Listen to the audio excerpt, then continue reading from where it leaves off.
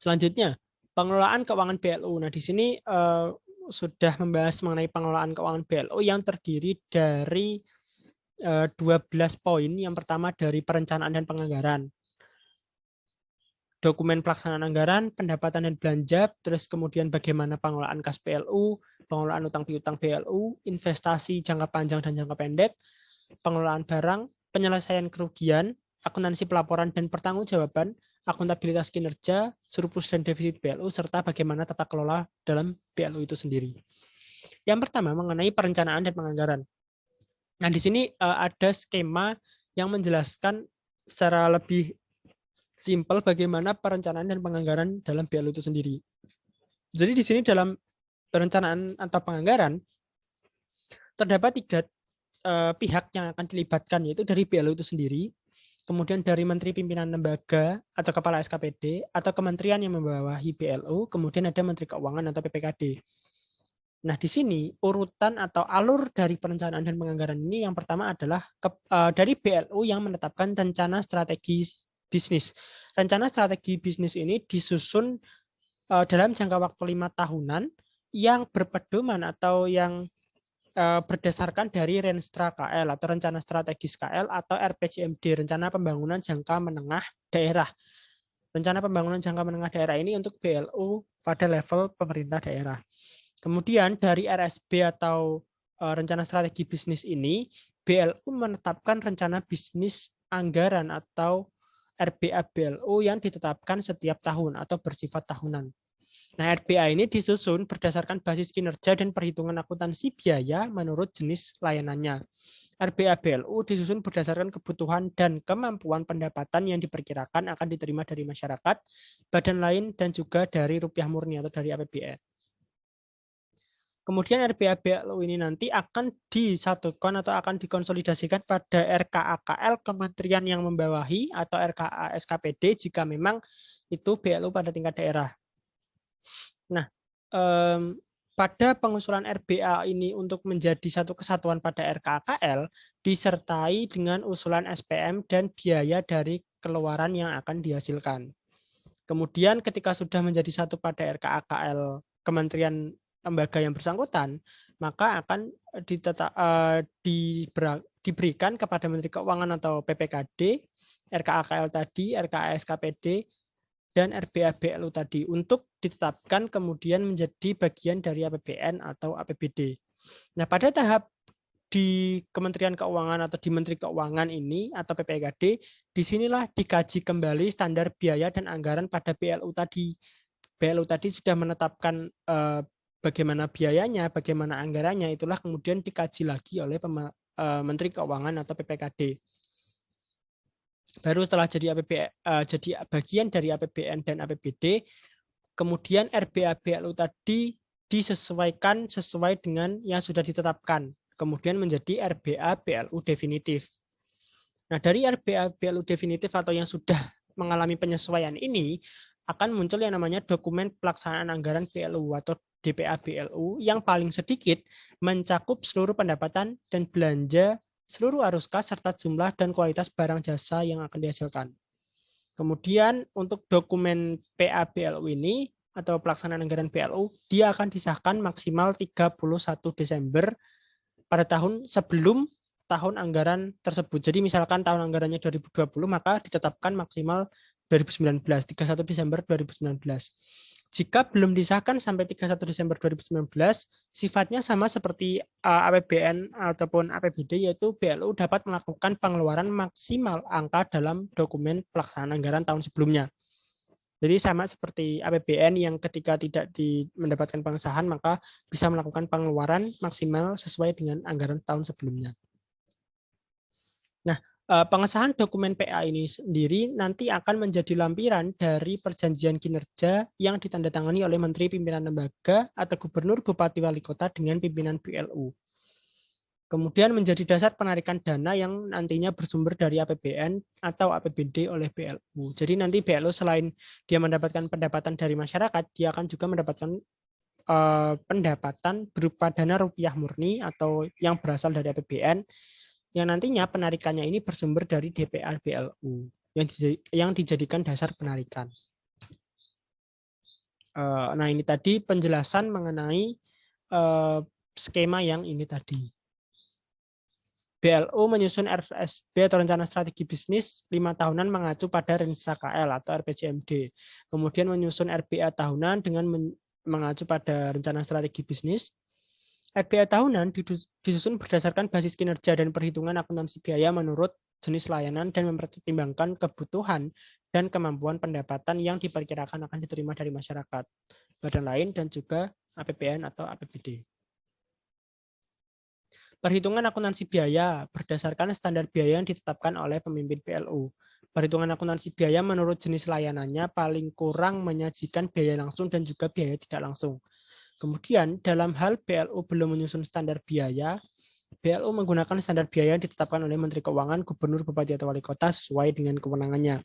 Jadi ketika pada poin 3A ini, yang standar biaya yang ditetapkan oleh pemimpin PLU itu belum ada, maka PLU bisa menyusun standar biaya yang berpedoman pada standar yang telah ditetapkan oleh Menteri Keuangan atau pimpinan daerah. Nah, ini PLU mengajukan RBA kepada Menteri Pimpinan Lembaga atau Kepala SKPD untuk memperoleh persetujuan sebagai bagian dari RKAKL Kementerian Lembaga yang bersangkutan. RBA tersebut disertai dengan usulan syarat pelayanan minimum, standar pelayanan minimum, dan juga standar biaya atau SPM tadi. Yang beberapa pertimbangannya sudah dijelaskan pada slide sebelumnya. RBA BLU yang telah disetujui oleh Menteri Pimpinan Lembaga atau Kepala SKPD diajukan kepada Menteri Keuangan sebagai bagian dari RKAKL atau PPKD sebagai bahan penyusunan perda tentang APBD. Jadi ketika BLU ini pada tingkat daerah, tadi kan diajukan kepada PPKD untuk selanjutnya ditetapkan sebagai bahan pertimbangan dalam menyusun peraturan daerah tentang APBD tersebut gitu. Kalau di tingkat pemerintah pusat itu kan adanya undang-undang APBN. Kalau di tingkat daerah itu perda dari APBD.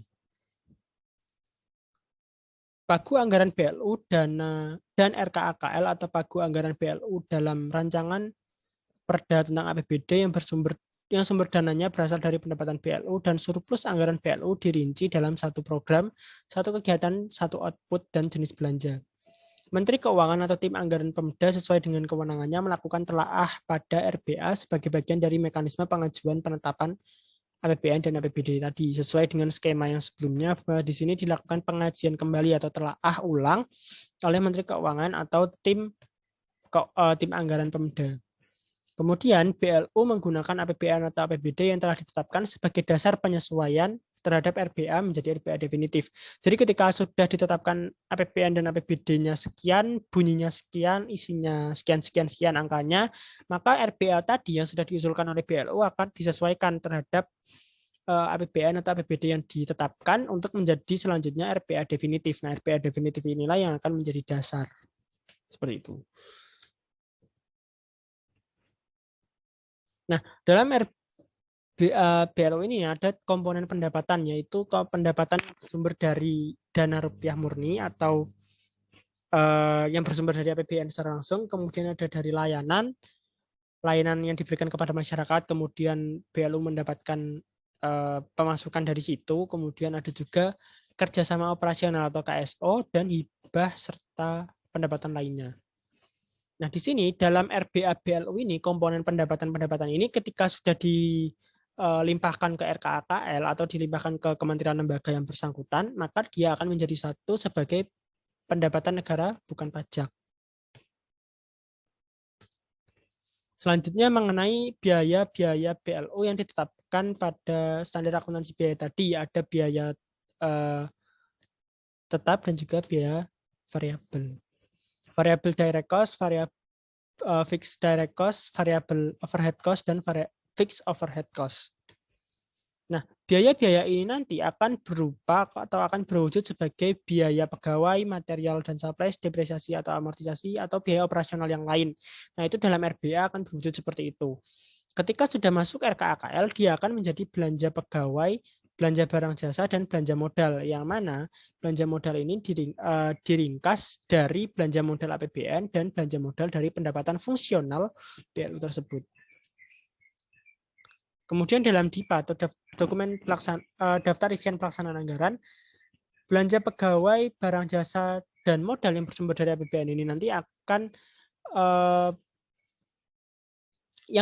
yang dasar penggunaannya atau dasar pendapatannya berasal dari APBN, maka dia memerlukan dokumen sebagai pengesahannya yaitu SPM. Kemudian ketika pendapatan yang berasal dari BLU itu sendiri digunakan untuk belanja pegawai, barang jasa ataupun modal, maka dia perlu namanya SPM pengesahan. Kayak gitu. Nah, di sini ada dokumen pelaksanaan anggaran atau DPA BLU. DPA BLU itu disusun dengan mengacu RPA BLU yang diajukan kepada Menteri Keuangan atau PPKD. Paling sedikit mencakup seluruh pendapatan dan belanja, proyeksi arus kas, serta jumlah dan kualitas jasa atau barang yang akan dihasilkan. Disahkan paling lambat 31 Desember menjelang awal tahun anggaran selanjutnya. Dan jika belum disahkan, maka pengeluaran tertinggi sebesar dokumen pelaksanaan anggaran tahun sebelumnya. DPA yang telah disahkan akan menjadi lampiran perjanjian kerja antara pimpinan BLU dengan Menteri Pimpinan Lembaga atau Kepala Daerah, serta akan menjadi dasar penarikan dana yang bersumber dari APBN maupun APBD. Nah, di sini kemudian ada pendapatan dari BLU. Nah, pendapatan dari BLU ini ada dibedakan menjadi dua, yaitu rupiah murni atau yang berasal dari APBN dan APBD, dan juga pendapatan negara bukan pajak atau PNBP yang di breakdown lagi menjadi pendapatan jasa layanan, kemudian hibah tidak terikat, hibah kerjasama hasil kerjasama dan hasil usaha lainnya. Penerimaan anggaran yang bersumber dari APBN diperlakukan sebagai pendapatan BLU. Pendapatan yang bersumber dari jasa layanan yang diberikan kepada masyarakat dan hibah tidak terikat yang diperoleh dari masyarakat atau badan lain merupakan pendapatan operasional BLU. Hibah terikat yang diperoleh dari masyarakat atau badan merupakan pendapatan yang memang harus diperlakukan sesuai dengan peruntukannya. Jadi jika BLU mendapatkan hibah uang tunai 500 juta untuk melakukan pengadaan barang A, maka ya memang harus dilakukan untuk pengadaan barang A, nggak boleh untuk yang lain. Kemudian hasil kerjasama BLU dengan pihak lain dan atau hasil usaha lainnya merupakan pendapatan bagi BLU. Nah, pendapatan pada angka 1, 2, dan 4 ini atau pendapatan yang berasal dari APBN, kemudian yang berasal dari layanan jasa dan hasil kerjasama dapat dikelola langsung untuk membiayai BLU sesuai dengan rencana bisnis anggaran atau bersifat fleksibel. Kemudian pendapatan pada angka 2, 3, dan 4 atau dari jasa layanan, hibah terikat maupun hasil kerjasama dilaporkan sebagai PNBP dari kementerian lembaga yang membawahi BLU tersebut. Nah, kemudian setelah pendapatan ada yang namanya belanja. Belanja BLU terdiri dari unsur biaya yang sesuai dengan struktur biaya yang dituangkan dalam RBA definitif atau RBA yang sudah mengalami penyesuaian dari penetapan APBN maupun APBD. Pengelolaan belanja BLU diselenggarakan secara fleksibel berdasarkan kesetaraan antara volume kegiatan pelayanan dengan jumlah pengeluaran dan mengikuti proses bisnis yang sehat dalam ambang batas sesuai yang telah ditetapkan dalam RBA. Jadi yang namanya kalau kementerian lembaga sebelumnya, materi-materi sebelumnya, belanja itu kan pasti ada yang namanya pagu belanjanya, yaitu tidak boleh melebihi pagu belanja tersebut. Kalaupun melebihi pagu belanja itu akan ada penyesuaian terhadap APBN atau APBD untuk menaikkan pagu belanja, misalkan di masa COVID yang mana beberapa pos-pos belanja pemerintah itu menjadi naik atau menjadi membengkak. Nah, itu dilakukan penyesuaian terhadap APBN atau APBD jika di tingkat pemerintah daerah. Kemudian belanja BLU yang melampaui ambang batas fleksibel harus mendapat persetujuan dari Menteri Keuangan atas usulan pimpinan lembaga atau menteri yang membawahi. Jadi ketika dalam kondisi tertentu memang belanja BLU ini lebih dari ambang yang sudah ditentukan, maka itu bisa saja dilakukan atau dalam keadaan jika diusulkan oleh Menteri Pimpinan Lembaga yang membawahi BLU tersebut kepada Menteri Keuangan dan harus disetujui oleh Menteri Keuangan tersebut. Kalau tidak disetujui oleh Menteri Keuangan, maka pengeluaran atau belanja BLU yang melebihi ambang batas tersebut tidak bisa dilakukan. Dalam hal terjadi kekurangan anggaran, BLU dapat mengajukan usul tambahan anggaran dari APBN kepada Menteri Keuangan. Jadi sesuai dengan poin sebelumnya mengenai poin yang awal tadi mengenai pengelolaan surplus defisit BLU, ketika BLU mengalami defisit atau kekurangan anggaran, maka BLU di sini berhak mengajukan usulan penambahan anggaran kepada Menteri Keuangan melalui Menteri Pimpinan Lembaga yang membawahi BLU tersebut. Jadi misalkan contohnya misalkan perguruan tinggi negeri A yang merupakan BLU di bawah Kementerian Pendidikan dan Kebudayaan. Dia mengalami kekurangan anggaran, maka dia harus mengajukan usul tersebut kepada Menteri Pendidikan dan Kebudayaan untuk selanjutnya mendapatkan persetujuan atau diusulkan ke Menteri Keuangan. Belanja BLU dilaporkan sebagai belanja barang dan jasa Kementerian Negara atau lembaga.